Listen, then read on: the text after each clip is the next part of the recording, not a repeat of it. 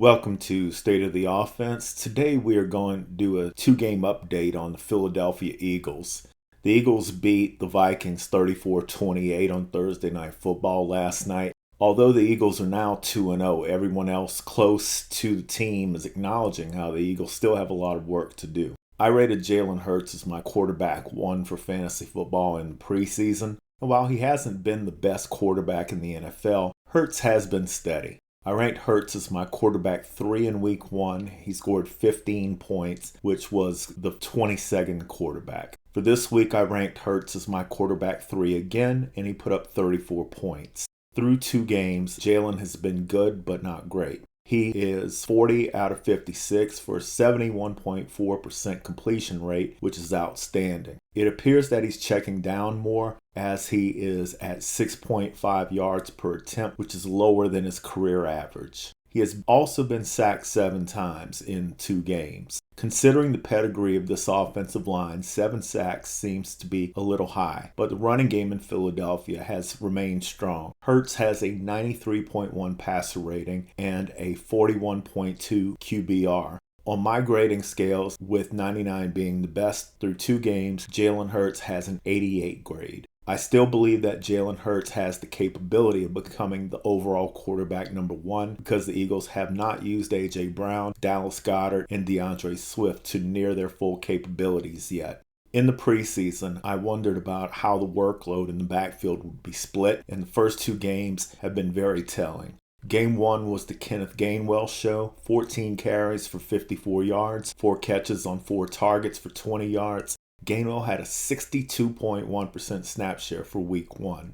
In week 2, Gainwell was inactive with a rib injury. DeAndre Swift only had a 28.8% snap share in week 1. With those snaps, Swift had 1 carry and 1 catch for 3 combined yards. In week 1, when I expected the pecking order to be Swift, Penny, Gainwell, Scott, I was caught by surprise how week 1 played itself out. In week 1, DeAndre Swift was my running back 13 and Rashad Penny was my running back 23. I thought that the Eagles had the 3rd best line of scrimmage advantage in week 1 over the Patriots in the league, so I thought the chance was there for big weeks from the Eagles running backs. Gainwell had 11 fantasy points, Swift 1 fantasy point, and Boston Scott 1 fantasy point. Week 1 was hugely disappointing for me. Going into week 2, I felt just as comfortable about the Eagles' ground game against the Vikings. With no Kenneth Gainwell in the picture, I ended up ranking DeAndre Swift as my running back 12 for week 2. The 28 carry, 3 reception performance for 181 combined yards was awesome to see from DeAndre Swift. Because the Eagles are so good on the offensive line and Jalen Hurts is the best dual-threat quarterback in the game, the Eagles running backs are always very tempting in fantasy football. The problem is that the Eagles have 4 quality backs on their roster, and if the first 2 weeks are any indication, a different guy may pop off in any random week. DeAndre Swift is the most talented receiver in the group, and he is the most well-rounded of the 4 running backs. Fortunately for Eagles fans, you should be solid every week. Unfortunately, as a fantasy football player, the Eagles running backs will drive me crazy every week. For the season so far, here are my grades for the Eagles running backs. Going into the season, I ranked A.J. Brown as my wide receiver 3 and Devonta Smith as my wide receiver 14. In week 1, Brown was my wide receiver 14 and Smith my wide receiver 25.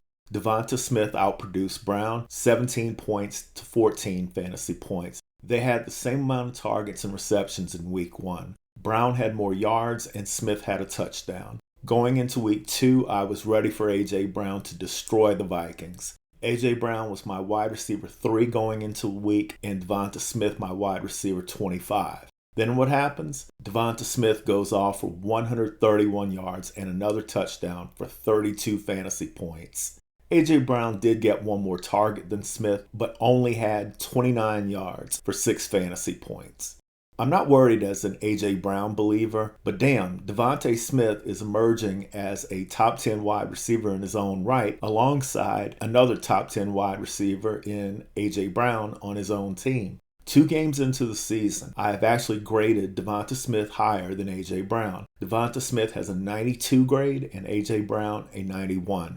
Dallas Goedert is a guy that I absolutely love. I rank Goddard as my preseason tight end 4. In week 1, he was my tight end 4 again, and then he didn't catch anything on 1 target. I was totally bummed out. Week 2, I rank him as my tight end 9, and then he produces 8 fantasy points on 6 catches with 7 targets. The good thing about Goddard is that he had 2 of the best strong safeties in football, with Kyle Duggar of New England and Harrison Smith of Minnesota in his matchups. His matchups will improve as the schedule goes on. My grade for Goddard 2 games into the season is an 85. Going into the season, I ranked the Philadelphia offensive line as the best in the NFL. They have graded as the best unit in my eyes still, but my biggest concern is the 7 sacks given up in 2 games. Here are my grades for the starting 5 on the offensive line. Cam Jurgens has been rising, and Jordan Mailata and Jason Kelce have dropped a little. Lane Johnson is still the same as he was in the beginning of the year. My overall take on the Eagles is that they are loaded at every position on offense going into week 3. The Eagles' next game is 10 days from now at Tampa. As a Saints fan, I can tell you that Tampa is normally very fast on defense, but they can be overpowered. The Eagles should be able to run at will against Tampa. The linebackers are the strength of Tampa's D, but the cornerbacks are weak enough for Smith and Brown to have big games. If you like today's coverage of the Philadelphia Eagles, please hit the like button and subscribe to the channel.